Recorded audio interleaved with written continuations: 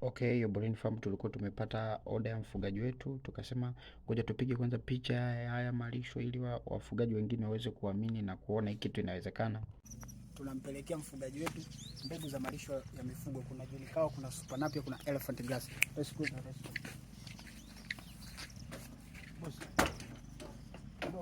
Basi tukaanza safari, hapo ni mwendo kuelekea Dar es Salaam tukitokea Morogoro.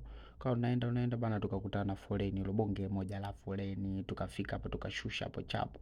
Nikawa naenda na huyo jamaa ambaye niliambiwa nimwelekeze. Jamaa anavuta sigara huyo muda wote, kila kitu nikimwelekeza ndio hapo nimeelewa. Basi hapa tukawa tunatengeneza njia. Tukatengeneza njia pale ambazo unaweza kupita gari, sijui guta nini, ili wakati wa mavuno iwe rahisi. Basi nikawa namuelekeza hapo njia na namna jinsi ya kupanda. Kama hujafahamu, haya malisho wanakuwa wanakula mifugo yote, ila hasa wale wenye matumbo manne, na maanisha ng'ombe, mbuzi, kondoo. Karibuni sana Brain Farm kwa ajili ya elimu, ushauri, matibabu kuhusu mifugo. Karibuni sana.